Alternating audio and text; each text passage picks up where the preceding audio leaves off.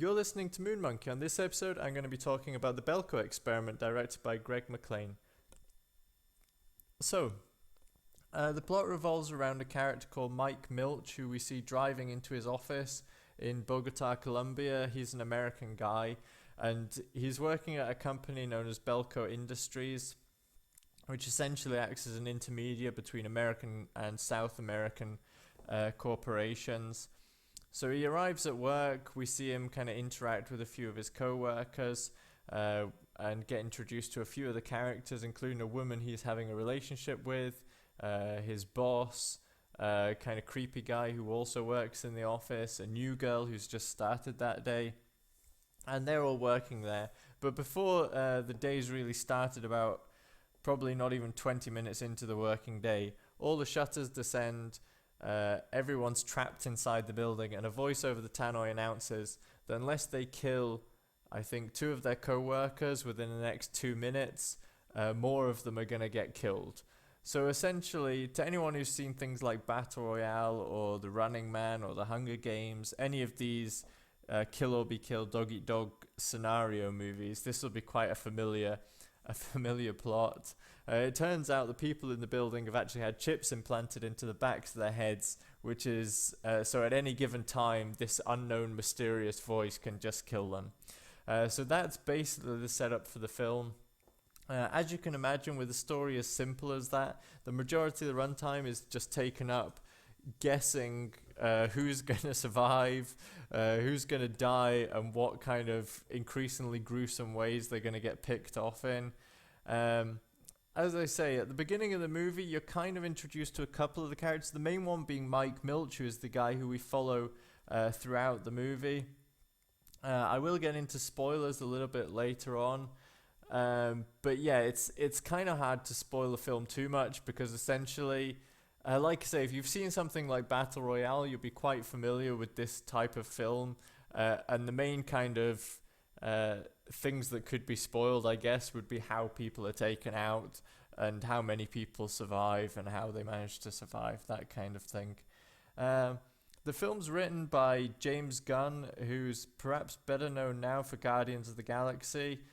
Previously, he's done films like Super, the Rainn Wilson superhero movie, which I also really enjoyed. And the guy obviously has good comic sensibilities, so even though this is incredibly pitch black humor, there is comedy in there, which I liked.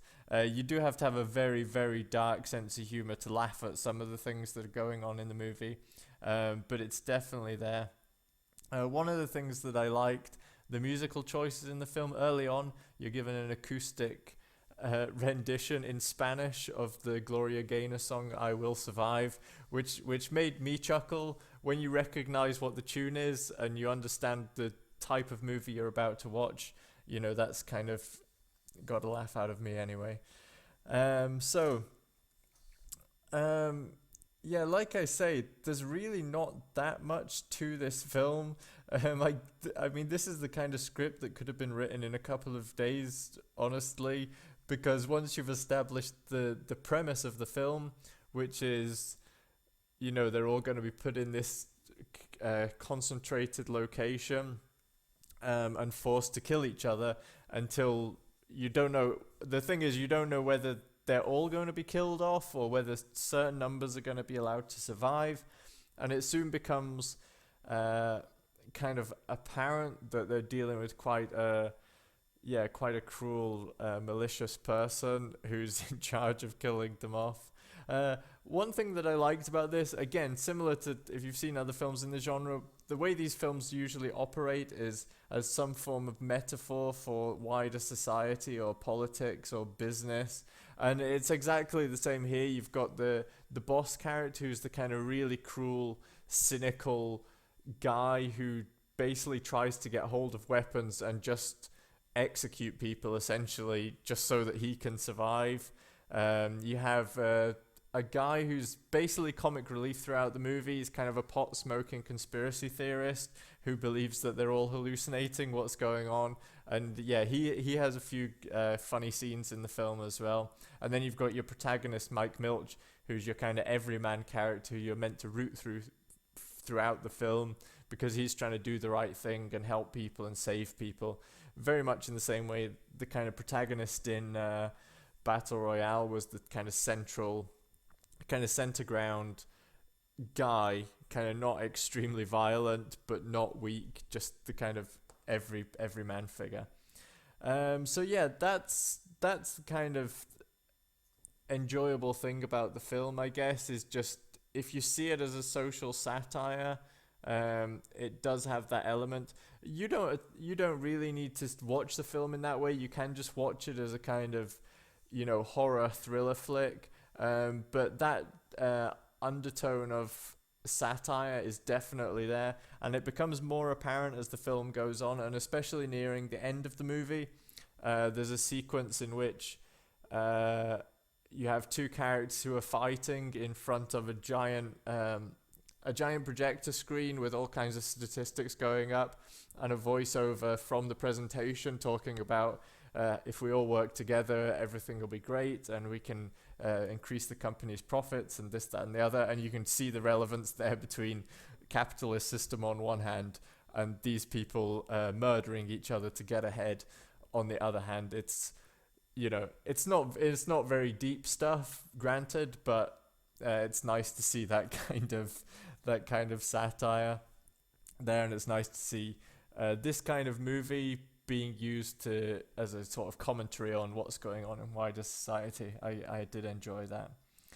So I'm gonna get into spoilers just now. If you haven't seen the movie and you don't want to learn what happens at the ending, just stop listening now, because I am gonna completely spoil what happens at the end of the movie.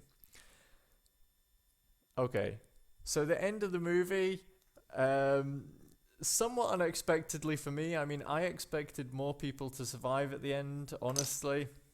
But basically what happens is only Mike manages to survive. They essentially put more and more rules as the film goes on, and the last rule is something like whoever has the most kills at the end is the one who survives. And there's a few people with a lot of kills. Mike has no kills, I think. And there's one woman who's his love interest who has one. But through kind of everybody else, he's getting killed, and him being the only one, he kind of wins by default because there is only one person left. So anyway, he's allowed to leave. Two soldiers who've been outside since the beginning, and that's who kind of locked everybody in. Two soldiers come and kind of take him outside, and he goes out to this shed, and there's just a guy in there who's a sort of social scientist who essentially explains to him this Belko experiment that was going on is just social scientists who've been allowed to do whatever they like, don't care about the morality of it, basically just to test people, just to see, what would happen if people were put under pressure. I felt like I was enjoying the film up to that point. I mean, I love Battle Royale. I love this kind of movie where it's just, cruel. I don't mind the pessimism or the nihilism of it, and I like that it's a commentary on society. I felt like the ending just kind of let it down a little bit, because you didn't really, for me personally, I didn't really need it explaining. It would have maybe been better if he'd have just walked out, and not found anybody there, and there being, in a sense, the more nihilistic ending, but there being no purpose to this experiment other than just an unknown person wanted to do it. But anyway, they try and kind of sum the film up by saying it was a social scientist who were doing these experiments on people. Anyway, at that point you think, okay, are they going to let him go? But actually Mike manages to kill all these scientists, so he doesn't really find out who they're working for or why they were doing it anyway, which is the kind of second twist. And then, in a kind of further twist on this, he comes outside and we see a camera pointed on him, and a voice reads out, now it's going to be the second stage of the Belko experiment, or the experiment's entering its second phase. And then it zooms out and we see him, and then we see a load of other figures who have obviously just survived the same ordeal that he has, kind of as though it's going to set up a sequel. It's kind of a cool ending, and it's like, oh, that's really interesting, like a further twist just at the end of this movie. But I just felt it was a little pointless. I can't really see them doing a sequel to this film, because I don't think having the survivors from this experiment being put back into another experiment would really add anything. In the same way that the Hunger Games sequels doesn't really add anything to the film. It's very hard to redo this. I know even Battle Royale 2 doesn't manage to live up to the original. But again, like, that doesn't really have the same kind of impact having the survivors been put in again, because you've already seen it once. Once the kind of initial shock's worn off of the extreme violence that they put these people through, yeah, I don't really think you can recapture that. So overall, I would say for any horror fans who like the kind of extreme horror, extreme violence, and gruesome, gory deaths and things, this is probably going to appeal to you. Even if there are other films that you've probably seen it done before, might even have seen this idea done better. It does go really extreme. It does go really violent and gruesome. So I would say it's worthwhile for horror fans for that reason. It was just the ending I felt a little bit let it down.